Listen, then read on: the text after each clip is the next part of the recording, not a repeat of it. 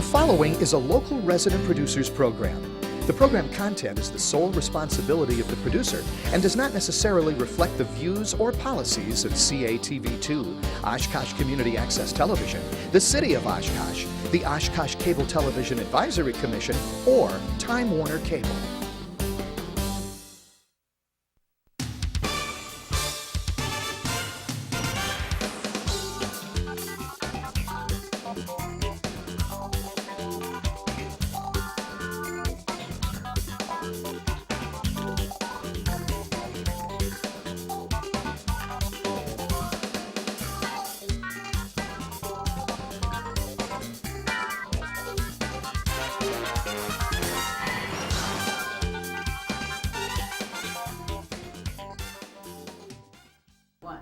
Hi everyone, welcome to another edition of Eye on Oshkosh. Cheryl Hentz here along with Dan Rylance, and we're very pleased on this edition to be joined by Tim Rikkers, the Executive Vice President or Principal of Akcess Acquisition Group.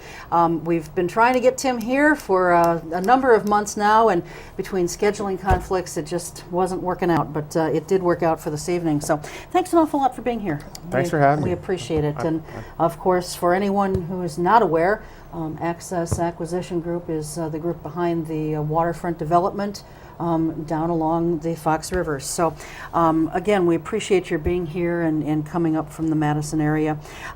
First of all, Tim, we're talking roughly about, what, 13 point something acres? Yeah, just over 13 acres. Okay. That's correct. And it starts at Jackson, and we've got a map here, so I don't know if you kind of want to maybe show us what we're talking about, but it's basically from Jackson to where?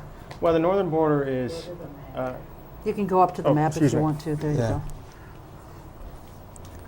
The northern border of the site is Pearl Avenue. The eastern border is Jackson Street. Pearl Avenue comes down Riverway Drive all the way down to Marion Road, and then it goes a little bit to the west, almost to the power poles, which are located just over here. So the site extends this way a little bit. So into the draperies. Into the draperies. So it's about 6 acres here, and then about 7 down along here. Now there's about an acre reserved in the middle for a city park. Okay. So the site is actually bifurcated by the park here along the river. Okay. All right. And you had mentioned before we started taping that part of the Mercury Marine building will be remaining and part of it's already come down? Well, one of the Mercury Marine sites came down. Mm-hmm. But they will maintain their operations the closest over to the Wisconsin Street Bridge. They do, if I'm not mistaken, high-performance engine testing. And so, as it presently contemplated, the Riverwalk, which is an extension of the Wawash Trail, will come in front of that building. In the first go-around, it's actually going to come up Wisconsin Street. It'll go north of the Mercury Marine building and then back down south to the river. So that's how it'll shape out the first time. But ultimately, the Riverwalk will be all along the river. Okay. All right. How did you folks happen to pick Oshkosh?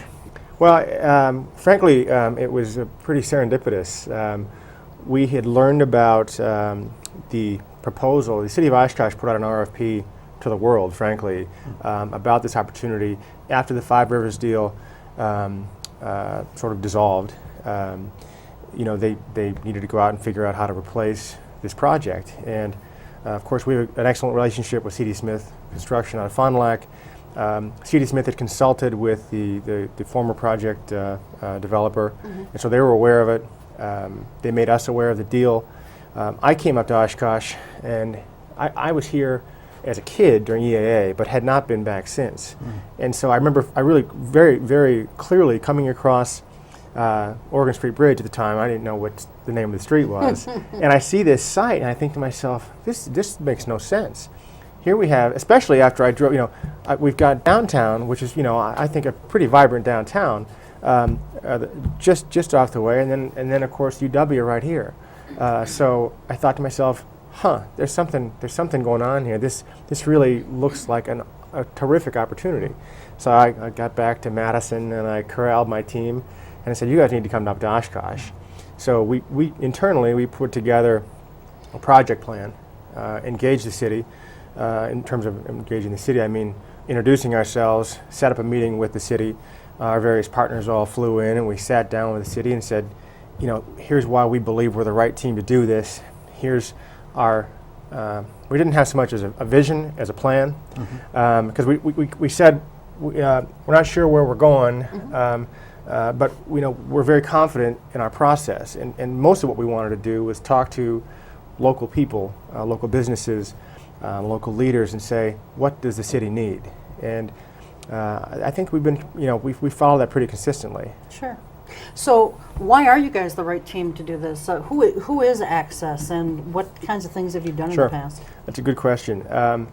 Akcess is a partnership between a gentleman by the name of Joe Pike in San Diego, a longtime friend and business partner of mine, my dad, Fred Rikkers, and then Governor Tommy Thompson.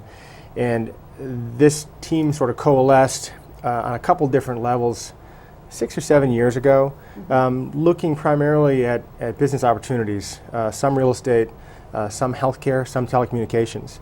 And through a long-time history that Joe Pike has with Cherokee investment partners out of Raleigh, Cherokee is the largest remediator of brownfields and developer of brownfields in the world.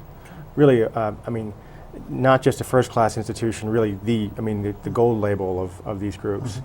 And so we began working sort of alongside Cherokee and being able to platform off of their knowledge, platform off of their resources, and we became very interested in doing other deals. We spent a fair amount of time, in fact, in 2006, I think I was in South America 6 or 7 times, and it's a long way away. And so we really thought, well, gee whiz, we've got such great resources here in Wisconsin, and we live here.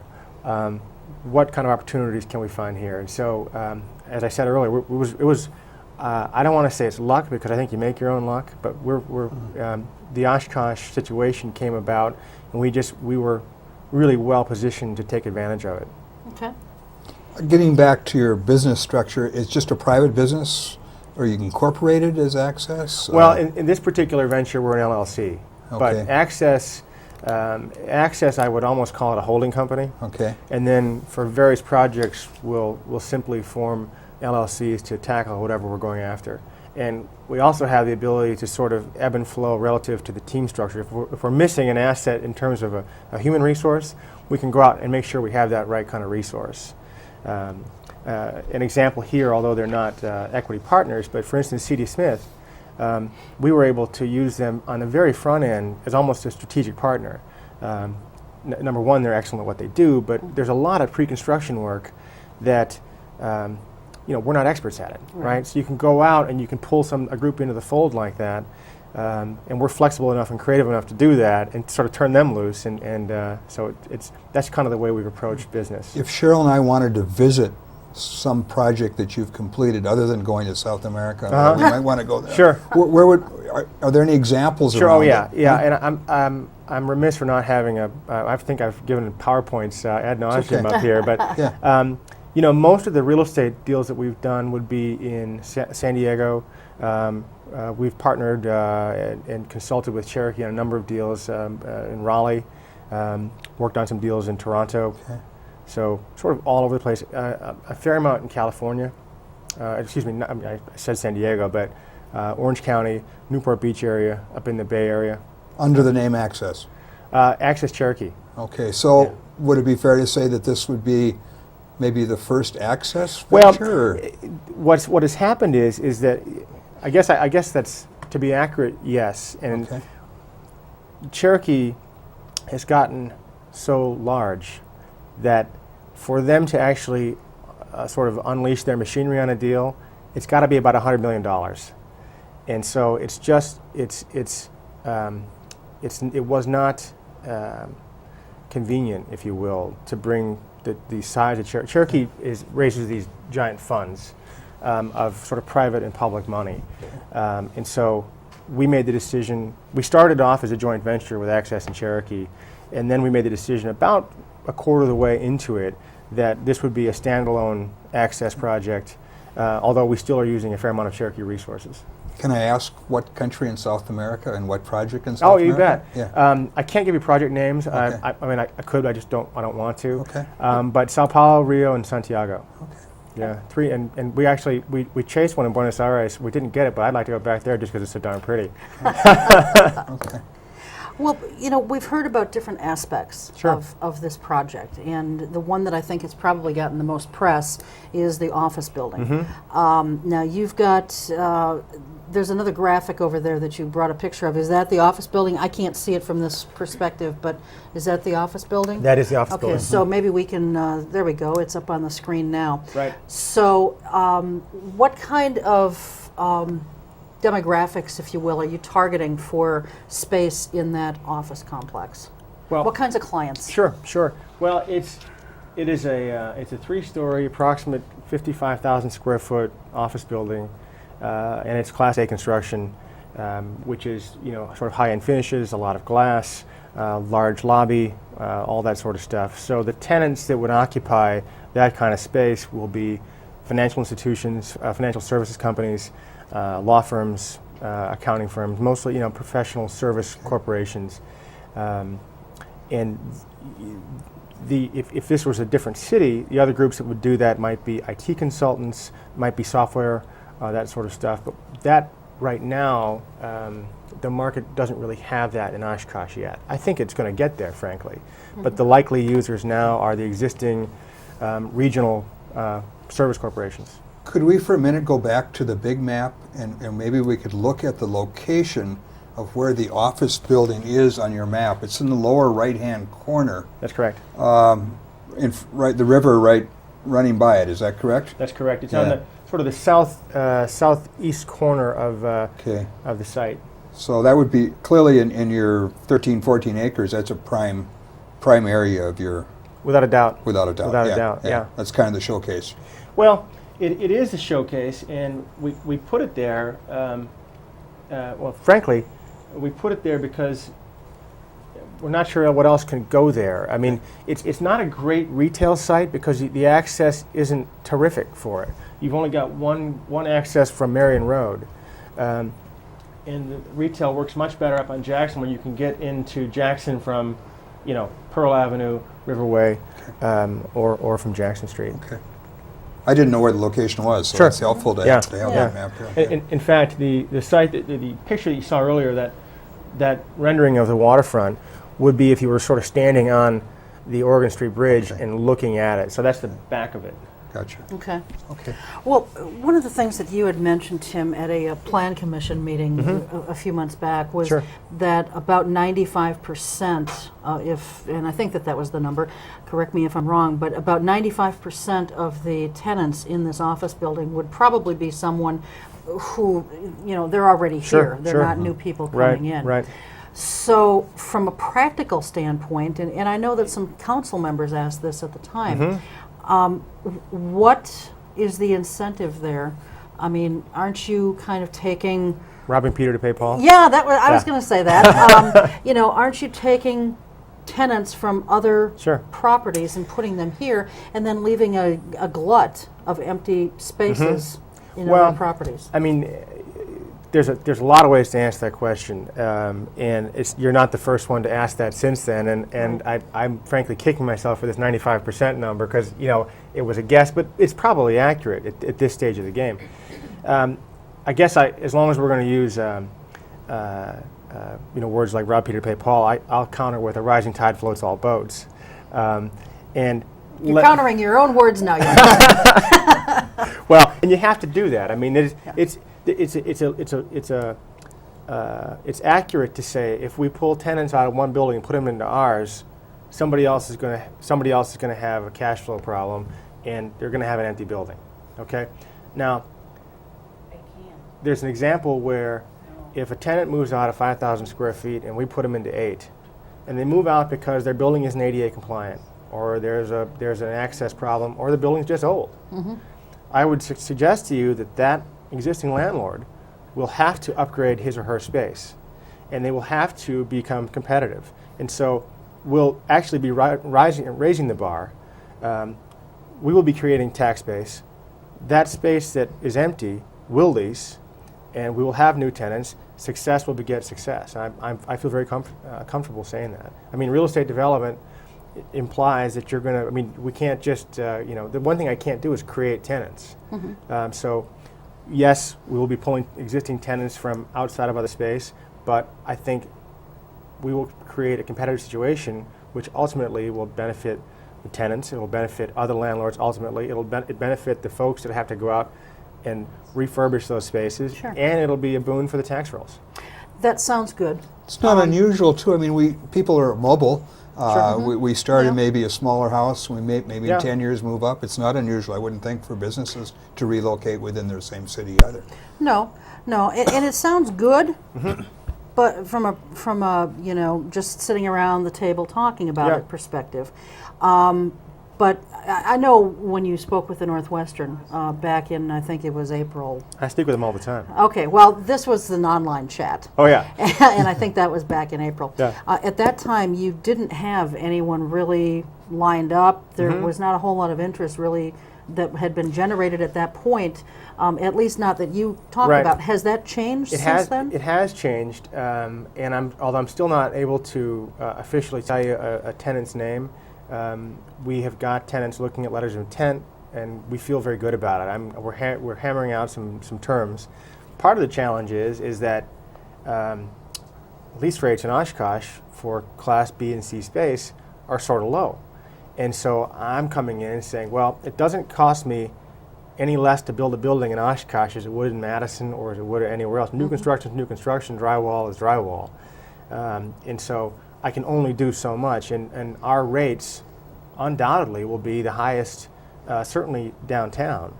Not significantly higher, but they're certainly competitive to Appleton, Neenah, Green Bay for this kind of space. Like, what will they range from? Well, it's a tricky question because of rent concessions and tenant improvement packages, but probably $15 a square foot on a triple net basis. Okay, that was going to be my next question. Sure. Is that triple net? Sure.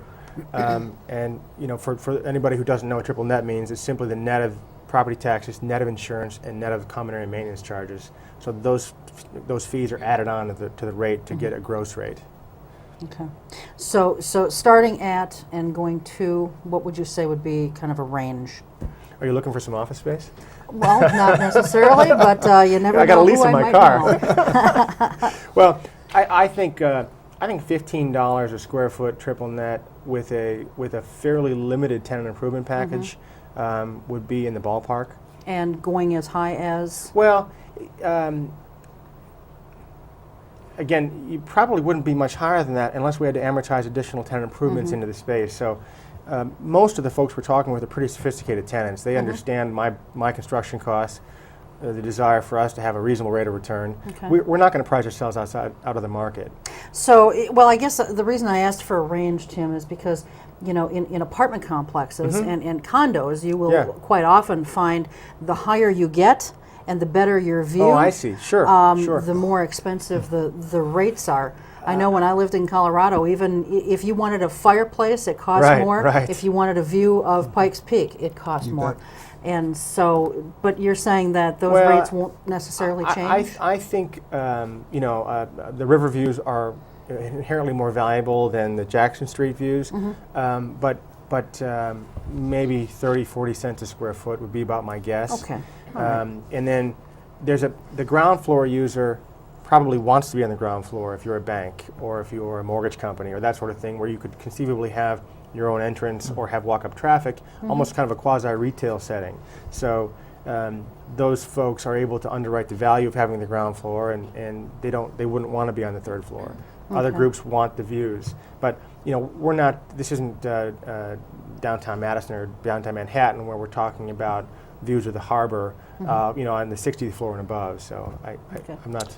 Since you were at the council meeting, I think on July 10th, there was a vote by the council, a 7-0 vote, not to purchase the Chamber of Commerce building. And I think one of the rumors around town, at least, was that they were potentially an occupant of your office building. Were you surprised by the 7-0 vote? I was disappointed. Disappointed? And more than anything else, I think there's a number of reasons that 7-0 vote happened. It unfortunately fell in a period of time when the climate for any type of city involvement seemed to be not particularly positive. It's gotten worse. Yeah. We'll be touching on that too. I'll tell you where the reason I really think they made a mistake is because, now the first thing to answer your question is, Yeah. we were prepared and we were hopeful to have the chamber as a tenant in the building. Right. Now, I will also tell you that we had agreed to actually sell them their space, which we didn't want to do. It does not present the best return to us. Right. We looked at it as a concession to the chamber and frankly to the city and the community. They were going to put Chamco in with them, some university offices, and I thought it would be, we all thought it would be pretty outstanding for the chamber to be located in a high-image building on the water. You come into town and it's right there. It's fantastic for recruiting for other businesses. I just think it's a good shot in the arm. Be that as it may, where I am disappointed irrespective of whether the chamber was coming or not, Marion Road dead ending into their building presents an awful pedestrian access from the river to downtown. You can't, as they say in Maine, you can't get there from here. You know what I mean? So you're downtown, and you can't. I mean, it's hard to get from downtown to the water. And if we're talking about a pedestrian-oriented, pedestrian-friendly city, this was the best shot to do it. Moreover, and I saw some plans, and I spoke with my friends at City Center, who City Center was on the fence whether or not they liked it or didn't like it. Jeff Pauly and I mixed it up a little bit about that, but I would have seen that we would have had the opportunity to, coming across the Oregon Street Bridge and having that view corridor created, being able to truly redesign the entrance into downtown. And that's where I think that we missed an opportunity. Now, is it gone away forever? No. The city still owns the land under the building, but I don't think it's going to happen in the near term, which is too bad. I guess a follow-up question would be, Sure. is the chamber, without the sale of that building, still a potential, or? Well, the only way they would do it is if they put their building in the market, Right. sell their building, and then move in. That would be a poor business decision to move in to buy one site and leave a vacant building. Of course. So, I've talked with John Casper a couple of times, just on a very casual basis. They've considered a sale. I don't know what the market is for that building. I think that I think that the value of that building will forever have a bit of a cloud over it, because if I'm, Acme Company, I want to move into this building, and I buy the building, pay a market price, but boy, oh boy, in 2 years, is the city going to take it? It's fraught with a lot of challenges. But a disappointing vote on the purchase. I'm disappointed, and again, I'm disappointed not because of the chamber per Right. se, but really because I thought we had a great opportunity to truly make a first-class connection from downtown to the waterfront, and to make a first-class entrance from Oregon Street Bridge into downtown. Good answer, I understand. You'd already earlier, in discussions with the council and I think with the Northwestern and so forth, Tim talked about in terms of breaking ground by October and having the office building ready for occupancy by June. June 1st, right? Of next year. Is that still kind of the plan? Yeah. Are you on target with that? Every time I look at a calendar, I think to myself, oh boy. Next week's a big week for us. Because? Well, we're just trying to lock up. Trying to lock up a couple of deals. Okay. My October start date is really an economic decision, because we saved some money on winter conditions, and that's coming straight from the contractors. So, do we want to hit the October 1 start date? Absolutely. We also really want to be able to provide occupancy by June 1, and because our construction will kick off the Riverwalk construction, and we'd like to have everything done before EAA of next year, which would, I think, really be a shot in the arm for everybody. So, yeah, we're trying hard for that. I don't think the date's going to slip, but if it does, I imagine that you guys will be among the first to know, because the Northwestern will have it on the front page. When you say lock-up deals, you mean kind of cementing potential people to come into the office building? Is that what you mean? Yeah, Yeah, okay. absolutely. All Right. Yeah. Okay, now this may be a dumb question, but as I was told in school, there is no such thing as a dumb question, so I'm going to ask it anyway. Yeah. Why is, having it done by the time EAA rolls around important? Oh, it's not a dumb question at all. I should have also mentioned, we have got a site plan and renderings of a proposed 98-room hotel with a restaurant and a bar patio coming out onto the Riverwalk and group meeting space next to this.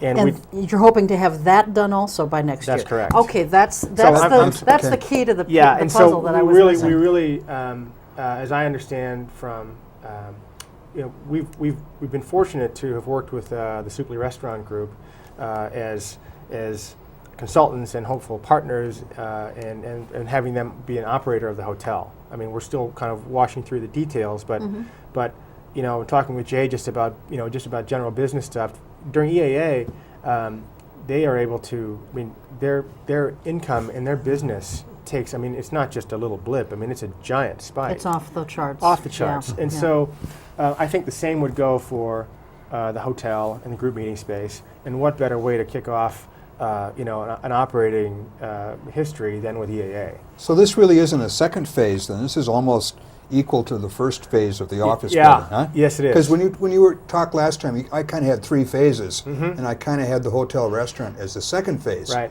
But now you're kind of saying, well, it's going to be really at the same time, hopefully, as the office building. Yes, Huh? I think that best case scenario would probably be about a month behind Okay. in terms of breaking ground. But I think finishing, I mean, they would be going up, I think, side by side. Okay. So And then the third phase would be, is that the condominiums? the third or- phase is a great question. I've mentioned this a couple of times, although not here. We really thought that the retail portion, the 6 acres that's north of Marion Road and south of Pearl, would be what drove this project. I've heard, and I want a downtown grocery store. Everybody wants one. And we thought, well, this is terrific. We'll go find one. And we know enough folks, and we have got good enough resources in the retail brokerage world that we were able to talk to everybody and anybody who has a grocery store. And the challenges are the following. Number one, we have a little freeway out here on the west where everybody locates. Most of the rooftops are out there where people live, and the traffic counts on Jackson Street are about 16,000 per day, which apparently is light for retail and light for a grocery store. These guys, grocery store operators, they're very, very binary. They look at 7 criteria, and if you don't have one, they just say, no, it won't work for us. So we've really set aside the retail until we get office building and then hopefully the hotel, and then we think that will generate enough of a buzz that we can commence the retail. And we're not going to commence the retail without an anchor tenant. I can't go build it for a 2,000 square foot nail salon or a chiropractor or whatever else it is. And the other reason we don't want to do that is I really want this project and our team to be associated with this project to be just outstanding. And I've seen a lot of projects where you make a mistake by doing something small just to get it in the ground on the site, and then it just encumbers the balance of the site, and you're stuck. So we have the flexibility based upon our development agreement to be thoughtful. Provided we perform on the front end, we'll be able to be thoughtful a little during the middle. And your condominiums, it's a 100-unit condominium complex? Well, is that what you're hoping for? Yeah, we are hoping for that. Would we build less? Sure. A lot of that's going to come down to we have got to hit, as per our development agreement, by December 31st, 2010, we have got to have an assessed value for the total project of $31.4 million to satisfy the terms of the TIF. Okay? So people have said, well, why don't you build 10 row houses on your site? Well, we would love to, right? But that'll create $2 million in value, and I'm out of land where I can't pull the balance of the value out of the air. So we really have to go fairly dense. And no one right now is building condominiums, or if they are, they probably shouldn't. And so even in very hot markets, they're going away.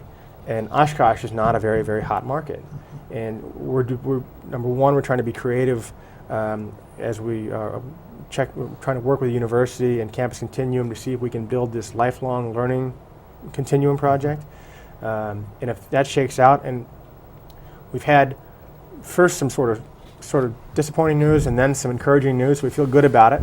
But I think we're a year and a half away from anything solid on the condominium site. Okay. Well, it's interesting that you say that the condominium market is not all that great right now, because we were hearing something completely different from the Five Rivers people. You know, they had these pie-in-the-sky ideas, as I'm sure you no doubt heard. Sure. You know, At a much higher price. The penthouse was $1 million plus, I believe. Right. You know, and so we were hearing something quite, I mean, it was vastly different from what you're saying. And that brings me to a question about Mr. Doig. I know that when I spoke with him personally back about 8 months ago, he indicated to me that his desire was to work with you folks on some aspect of this project. Has he spoken with you about that? Have you been approached by Tom Doig? Yep. And? Very nice guy. Oh yes, he's nice. And and I think that I think he's been successful in some other projects. I didn't, even on the front end, I didn't think that his project fit on that site. Now, if it would have worked and it would have been sold out and cash flowed, God bless, right? It just, for me, it wasn't my style of design. I didn't think that this type of monolithic structure in downtown Oshkosh made a lot of sense. But aesthetics aside, when Tom and I met a couple of times, he did say he wanted to try to recreate a portion of the project. And we met with his architect, and we never really got beyond that. We had some different business ideas, and ultimately just sort of agreed to part as friends and wish each other good luck. So he will not be a part of this project in any shape, form, or fashion then? You know, if you talked to him 8 months ago, you talked to him more recently than I did. Okay. Yeah. So, but you know, again, I don't wish him any ill will. Oh, no. And yeah. we're not trying to disparage the man's character. You're right. He's a very, very nice man. I just think he had some ideas that just simply could not work the way he was going about it. And I think he was asking for far too much in concessions from the city and not willing to put up enough on his own. Yeah. That's just my own personal feeling about it. He had a pretty aggressive vision. And, He did. And ultimately, unfortunately for Tom, it just didn't. He wasn't able to pull it off. So. And the other side of that is, there was a part of his equation in his plan that included Ben Ganther. Now, I'm sure that you're no stranger to the problems that Ben Ganther has had with respect to Sure. not paying his taxes. One of his projects now being in foreclosure, which happens to be in a TIF district, and he was definitely tied in with Tom Doig's Five Rivers project. Have you been approached by, or have you approached Ben Ganther with respect to this project? I met him on a boat for a beer, but that's about all I've ever done. So he's a nice guy then too. Yeah, and I don't know Mr. Ganther beyond to say hello, and we toasted each other. We've never talked business. I am aware of some of the challenges he's had. I don't know where those wheels came off. So I really, I can't. I don't think he'll be a part of our project. Okay. But that's all I have to say about I think that's encouraging, to people in this community, because while Mr. Ganther does very good projects from a construction standpoint, some of the development ideas or the landlording aspects of his projects just haven't, really panned out the way I think he had hoped. And when you have someone who's not paying their taxes, and yet they're taking tax dollar money in TIF districts and so forth, and getting the kinds of things from the city that he got, that leaves a sour taste in one's mouth. And then if he were to be coming in, and that I think did not help Mr. Doig either on his project. So, if he were to come in on part of this, I think people would say, this is not the best situation. Yeah, and I'll just take it out of the frame of reference of Mr. Ganther. I mean, anytime you've got a developer or business, anybody in any given city that has sort of had a challenge and has sort of had a breach of public confidence, if for another group to bring that person to the fold might not be viewed very well.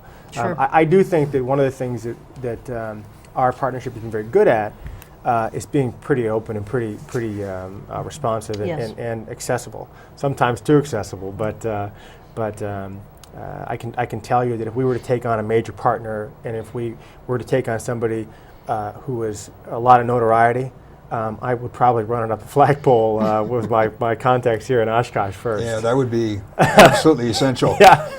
Well, and I know that there's still a lot of doubt out there about the office complex and what it's capable of doing and this kind of thing.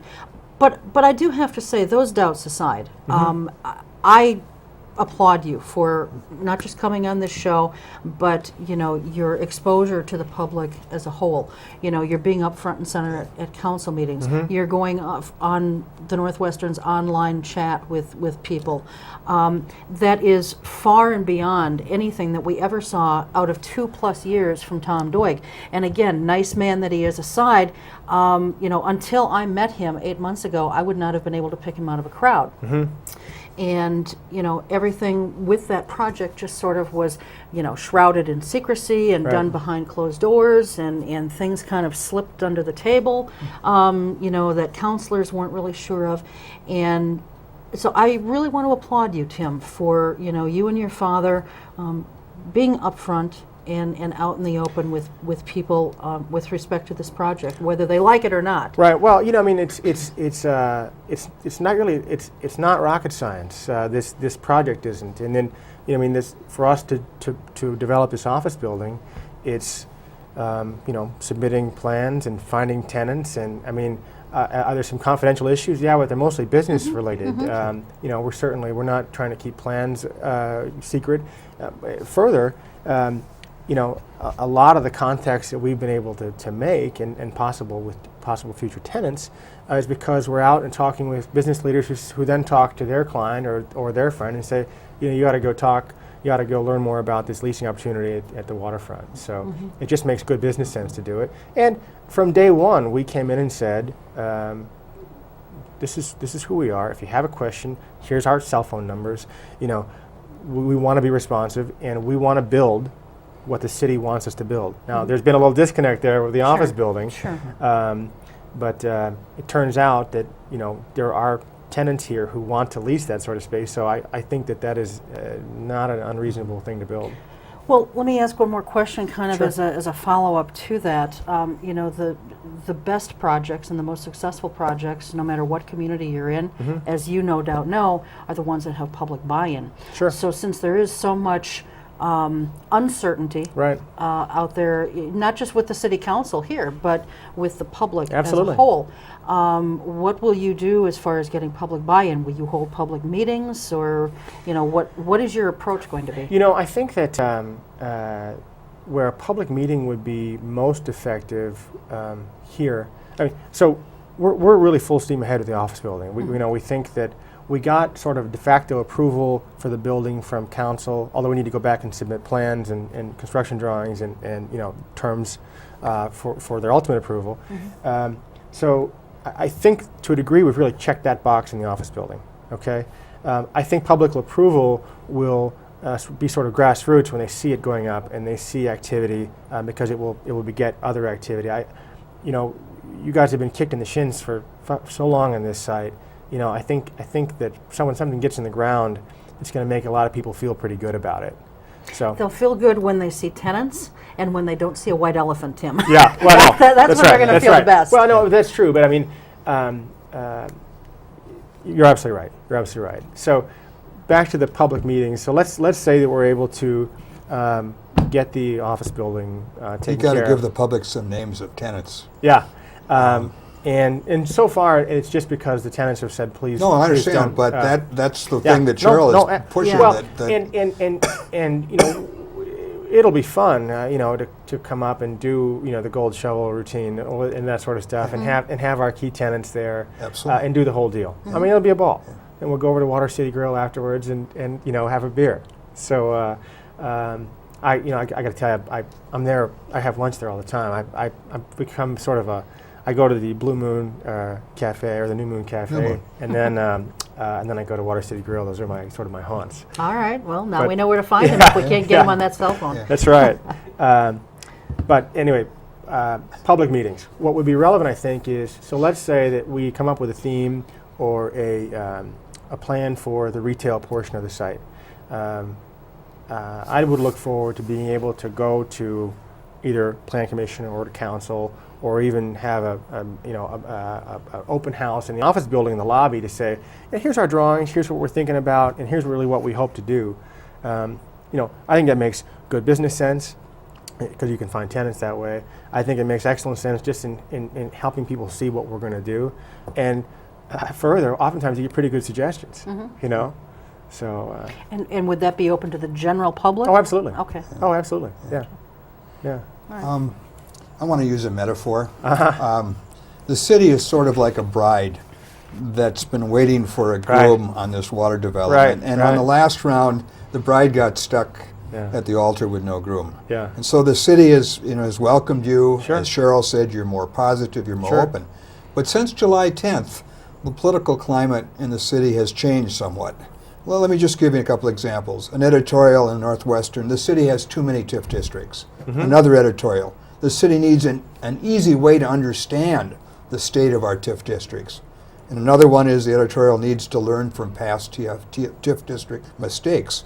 So with the bankruptcy of the 100 block, you got a game plan in here or somewhere else, but the climate has changed. So my question in general is, you're obviously aware of the change, and what new problems do you see as a result of this political change?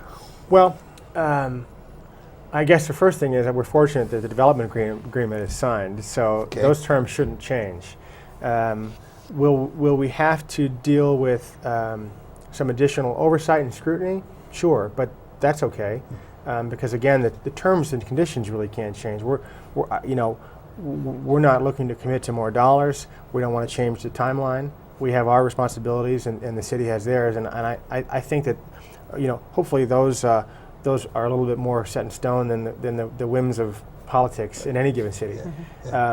And I also think that as this progresses, I think that this has really been viewed as very much a public-private development up to this stage, and it's not necessarily. I mean, we've got our own project, and the city's got their own project, and as we continue to progress, while we'll always look to keep great relations with the city, I think that those roles will sort of even unwind a little bit more than. Were you surprised at the July 10th meeting that council members Paul Esslinger and Tony Palmieri didn't realize that the vote for the office building that's really where they were at? Well- and then that surprised me, and I think the expression on your face and your father's face that sort of surprised you? Ironically, when we all, I think the entire room came to the realization that this was a de facto approval of the office building. Right. And we're all, frankly, everybody in the room was a moron for letting it go that long. It wasn't. We didn't try to lever it that way. I don't blame Tony or Paul for thinking that for a second. We didn't either. Where I took umbrage was, I said, this has been our project for 5 months. This has been very, very clear, and I'm not. This isn't a bait and switch thing, sort of here, and so that's where I got a little exercise. And I think I calmed down faster than my dad did. But And those two council members did vote against it. Was yeah, it so five? did no, it was. I think I don't know if Dennis voted against it or not. I don't think so, but I'm older Yeah. than you are, so I might not Yeah. have a good memory. Yeah, and Tony and I have I think a decent, actually, and Paul Esslinger as well. We've got a good working relationship with all of them. I feel comfortable talking with them. I was disappointed in the vote, but I respect it. Both bright guys, both certainly Oshkosh through and through, and they think what they are doing is the right thing to do for their constituents. How do you argue against that?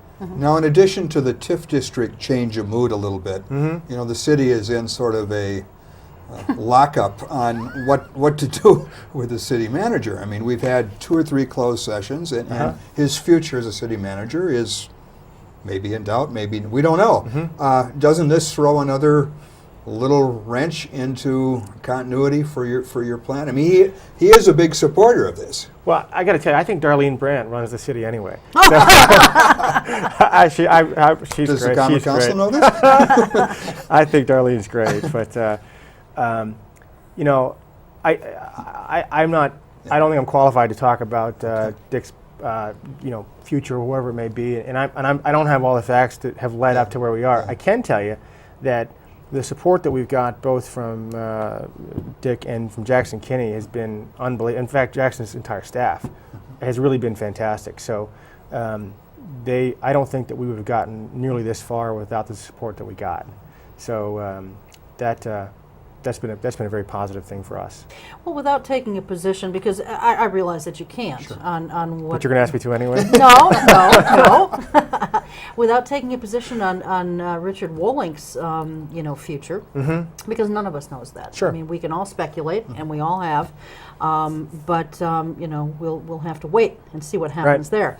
But something somewhere is going to change. I mean, it's not going to continue as it is. Right. Either he's not going to be in his office and his job any longer, or if he's going to stay, there may be some talk, there already has been talk on blogs about department heads being terminated.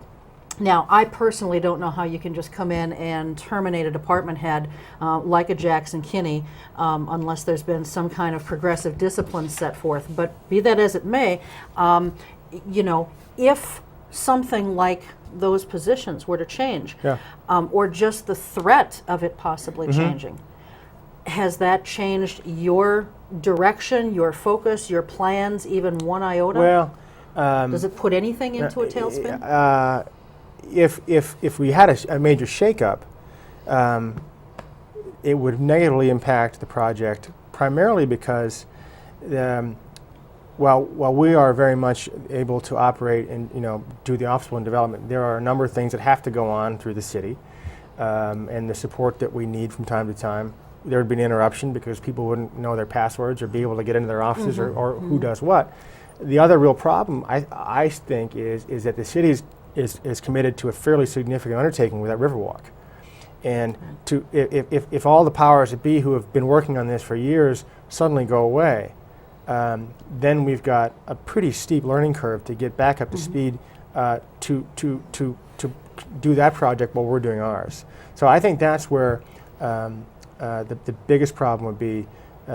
It shouldn't impact our ability to develop the office building, but I think it would have an impact on the Riverwalk. I should also tell you, we would not be here if it weren't for the Riverwalk. I mean, we would not have come to the site. It was truly that. I mean, I think when we're done, this is going to be just outstanding, that Riverwalk, and that's really what led us here. So.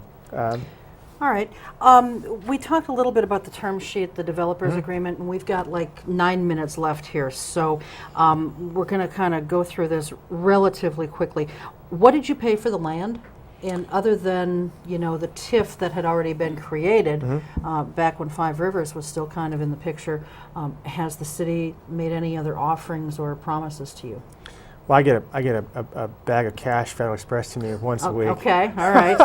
So in other words, you don't have to come to City Hall with a wheelbarrow. They just express it to you somehow. Yeah, Okay. All right. So I got a bad bag. So we've paid nothing for the land yet because we don't own it yet. Okay.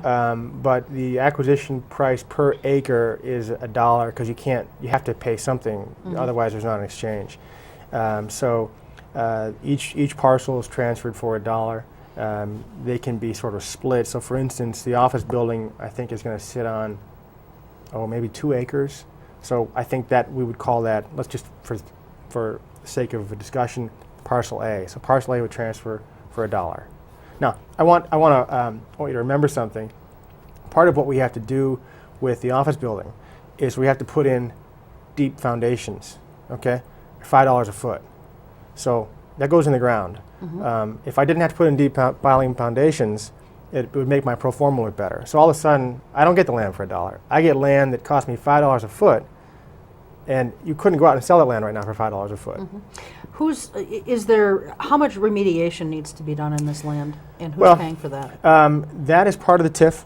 The remediation is being done by STS out of Green Bay. That's the city's environmental consultants. And the city's paying for that? That's part. Yeah, that's part of the Okay. TIF. That's correct. All right. And we've hired our own environmental and civil folks out of Madison, a group called BT Squared. Not because STS isn't competent; they're really first class. But we wanted a group that, frankly, was beholden to us. The city is their fiduciary, not us. So. But I know STS has got a very good handle on what's there, what needs to be done. And a lot of the remediation is fairly insignificant in terms of what we really have is unsuitable soils. There's a lot of fill.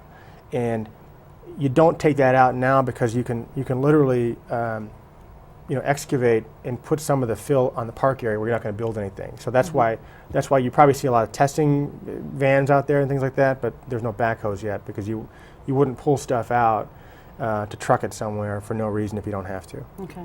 So give us a your side, our side snapshot. How much are you putting into the project? How much are we, the taxpayers, putting in? Well, remember, you're not putting anything into the buildings. Well, no, but yeah. in TIF money. Well, okay, but so the TIF really, for all practical purposes, would be the land acquisition from the various parties, the Riverwalk, some of the remediation, and then actually some ancillary stuff. So everything that we're doing, we're getting, for all practical purposes, unimproved land. And so from our side, we're putting up 100%. Everything you see above the ground and a lot of stuff below ground, we're doing. We don't have a development assistance grant. I mean, there's no cash coming to us. And I wish there was. There's another difference between this project and the Five Rivers project. Yeah, and I don't know. We looked at those term sheets, but we said from the front end we really hope to be able to do this market rate development, and we feel like we're going to get there. Now, again, we wouldn't do this without a clean site. We wouldn't do this without the Riverwalk, and so the city is certainly committing to the surrounding areas and some of the infrastructure, but they're not contributing to the buildings. Okay. One follow-up on this. Sure, go right Is the ahead. city taxpayer better protected from bankruptcy with your TIF district than they were in the 100 block? Has there been a change in language or? Well, no. It's a pay-as-you-go TIF, though, correct? Yeah. Which is different. Yes. Yeah, well, and there wasn't a developer's assistant grant, and the other issue is that the 100 block project is a freestanding, or it's a one building deal. If when we get done, theoretically, it's going to be 5 or 6 different buildings and 5 or 6 different income generating streams, and so we'll have diversified that risk. And so hopefully, if one's not performing as well as the other one, the condo is working or the office isn't working or the retail. So hopefully we diversified that a little bit. Is Akcess in no way interested in the 100 block? It's really not. We're really not that kind of operator. Okay. I've never even been in the building. I've driven past it. It's. I understand there's a couple of buyers out there who are interested in it, and I hopefully that they'll be able to come in, do what needs to be done at the building. And I don't know whether or not that's just a different leasing program or construction or modification, but hopefully it gets done and done pretty quickly.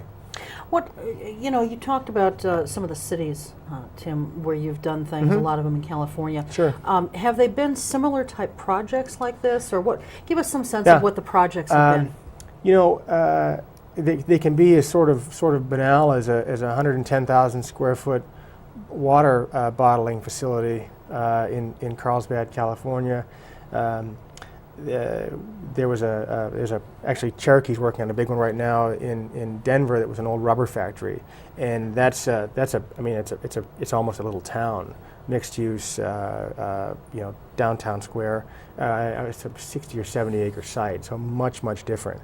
This site is unique because of the smaller size, because of the smaller city. This is the smallest city we've really ever approached, and then of course the waterfront.